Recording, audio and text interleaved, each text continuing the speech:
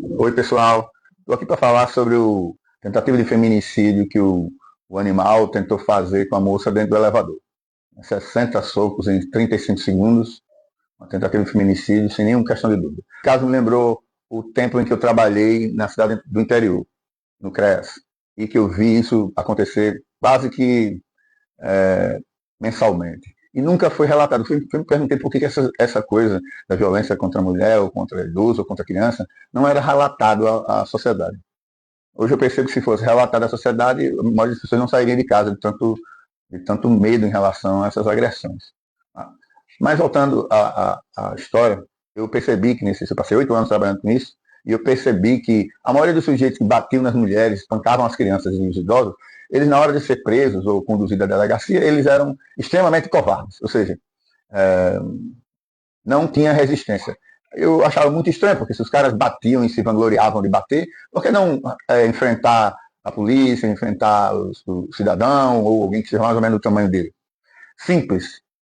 Foi feita uma pesquisa com o Macaco Rezos e o Macaco Rezos ele era o terceiro colocado no ranking da gaiola. Ele era um ômega, não, alfa, beta, gama. E foi dado testosterona a ele e ele não agrediu o alfa e o beta, ele agrediu todos os outros abaixo dele, aumentou a agressão. Isso demonstra, não dando razão a esse idiota, porque ele é um sujeito que tem consciência, o macaco não. Mas prova que esses camaradas, esses sujeitos, têm um instinto de bater em pessoas menores. E isso é um dos sintomas da sociopatia. Né? Mas como explicar, como é que se forma um sujeito desse jeito? Você pega uma criança e ela está em formação, o sistema nervoso dela. E ela só consegue chegar até certo ponto, e só consegue, quando ela começa a identificar, é quando começa a estimular o sistema nervoso dela. Ela chora, a pessoa pega no braço, dá o peito, o acalanto, o toque, e o toque vai desenvolvendo o sistema nervoso. Vai fazendo as ligações, a criança vai conseguindo enxergar melhor, ver melhor, sentir melhor o sabor, definir onde está sentindo mal-estar. E isso, muitas vezes, dentro de casa, a criança faz e recebe do mundo. Ou seja, o mundo para ela é aquelas pessoas dentro da casa. E ela recebe sem fazer nenhum esforço, ela chora e recebe. Então, eu peço, o mundo me dá. Eu peço, o mundo me dá. Isso forma, de repente, 1 milhão de vezes, banhos e leite materno e carinho e afago. E isso gera na criança um certo núcleo que eu chamo de núcleo egocêntrico, em que a personalidade é formada em volta desse núcleo egocêntrico. Mas, Klaus, esse núcleo egocêntrico é perverso? Não. Não, ele é simplesmente necessário. Toda criança é egocêntrica.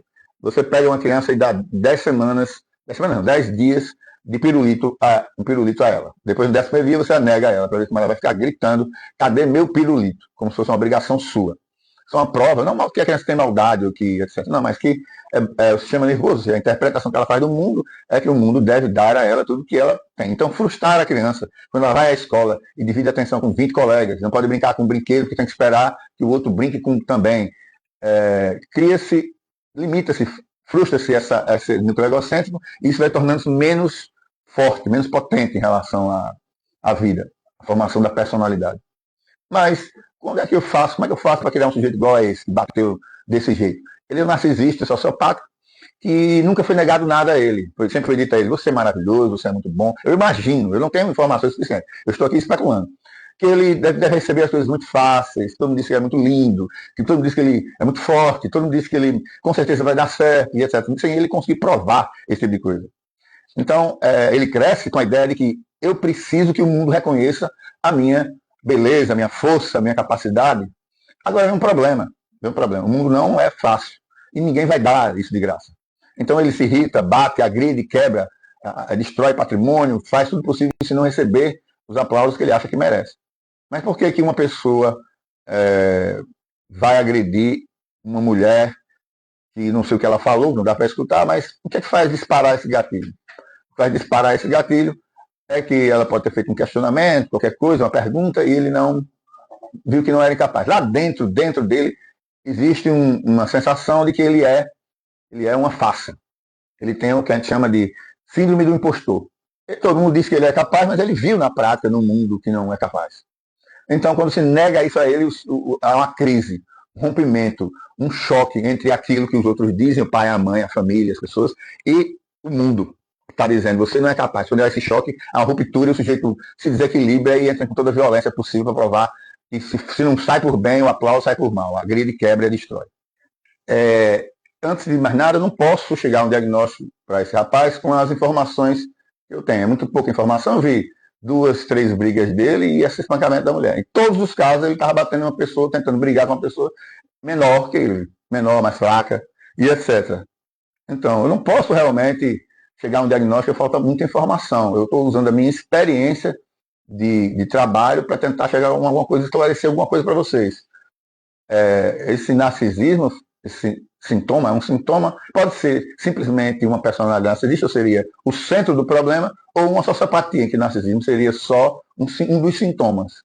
Mas aí é aquela história, eu não posso chegar a um diagnóstico só com a informação que eu tenho. Então, estou jogando para vocês a minha experiência de trabalho e também o que foi me dado, os pedacinhos de migalha de informação que foi me dado. Como eu espero que fique bastante dúvidas para vocês me perguntarem aqui nos comentários, ou que também podem ir no meu particular e me perguntar, que eu estaria à disposição para responder. Qualquer pergunta é válida, principalmente nesse caso, que deixou muita gente assustada e que acontece muito no interior. No interior, vi um sujeito também que bateu na mulher até quebrar uma lá e teve cortes na palma da mão, aqui nas costas da mão, em que ele foi julgado e passou por pouco tempo na cadeia para o que ele fez. Né? Ele não foi divulgado nacionalmente, nem regionalmente foi divulgado. Então, isso pode assustar muita gente. Mas, na verdade, eu estou tentando ajudar a que vocês entendam que esse caso ele é um monstro. Ele é um monstro. Não merece ser chamado de ser humano, não. Mas que eu estou tentando ajudar vocês a entender o processo. E fiquem em paz.